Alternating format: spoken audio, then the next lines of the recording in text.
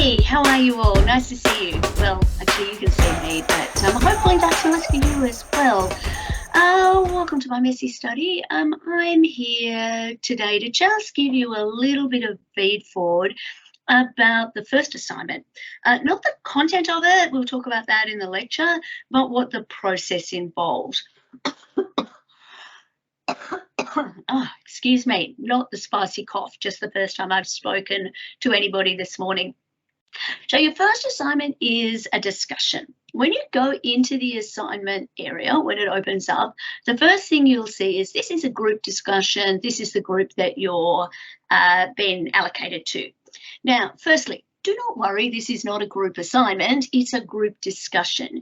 You will be assessed on your contribution to the discussion. So clearly you'll need to collaborate and work with other people to make it happen, but you're not being assessed on your group work as such.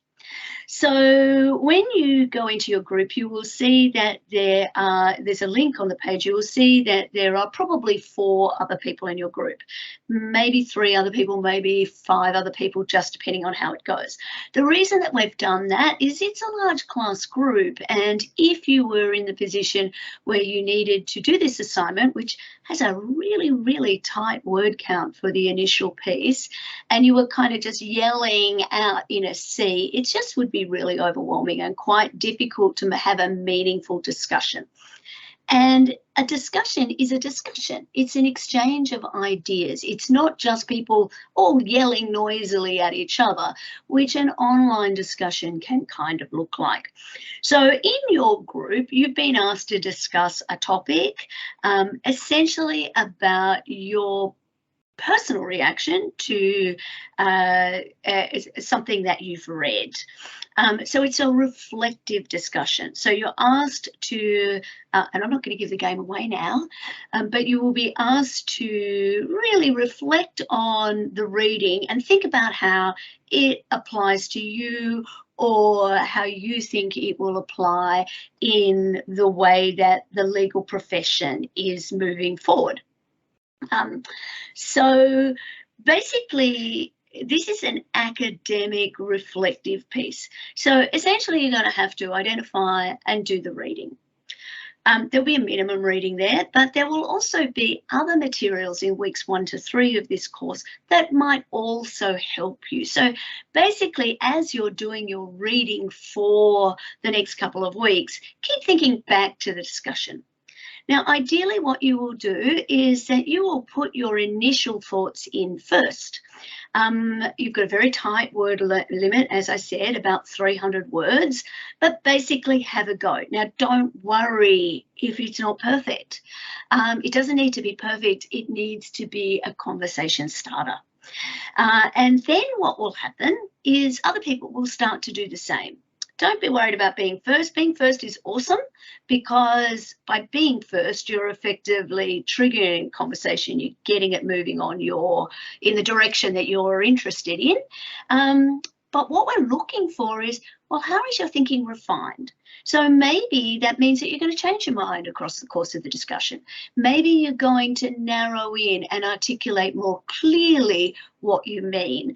Refining really is about listening, or in this case, reading, and either reinforcing the arguments that you have in place already, providing examples or otherwise, or thinking, actually, that's a really good point. How might I reassess my own thinking? We don't mind which of these things it is, but we're looking for you to narrow in. So essentially, once there are other pieces there, I'm asking you to go and have a look at them and tell your colleagues what you think. See if you can find people who agree with your point of view, who are approaching things in the same way as you. See if their arguments help you refine your thinking. Even better, find somebody who really disagrees with you or is looking at something from a completely different point of view. Can you change their mind?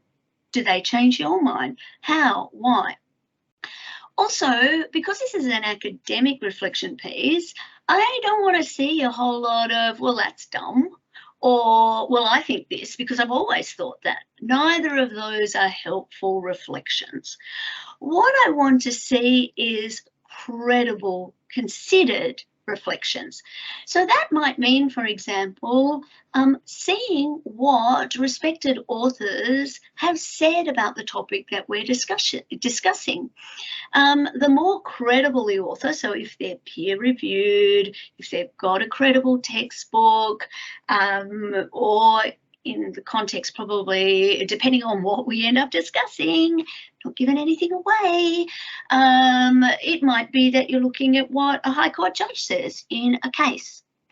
By actually demonstrating that you've read those things and you agree with them for particular reasons, that adds to your credibility. Or maybe you just had, this is what your feeling was, and you found these readings that will support it. To be even more credible and to get really good marks, often it's a good idea to find somebody who completely disagrees with you and actually demonstrate that you've considered an alternative point of view, and these are the reasons why you don't agree. Now, there's no particular word limit for the comments that you make on other people or other people's reflections. But at the end of the day, I want a 300-word statement. So it may well be that by the end, you've changed your mind. You are perfectly, it's perfectly okay for you to go in and edit your reflection and change it so that your headline 300 words is this perfect description of your response at the end.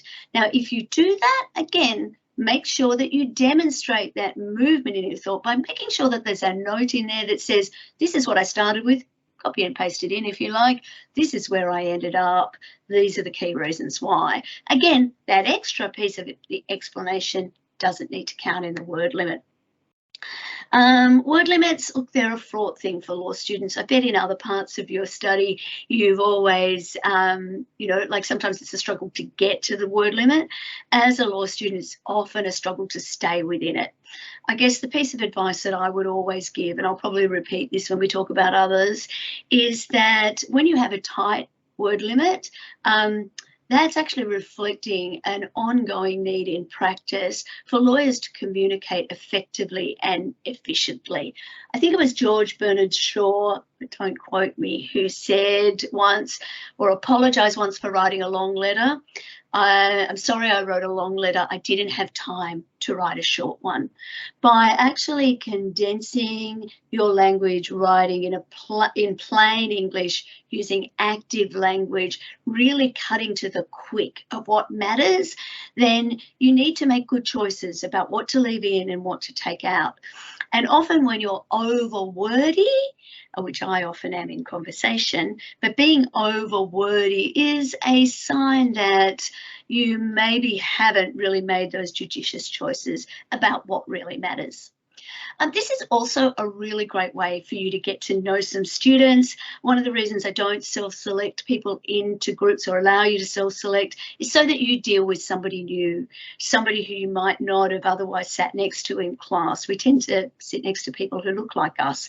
So you're going to get a diversity of opinions. And I think that's really, really important in this kind of exercise. So have a bit of fun with it, be respectful, remember academic integrity, remember to demonstrate that you've read the readings that are necessary and include correct citations using AGLC4, even though this is really just a discussion task.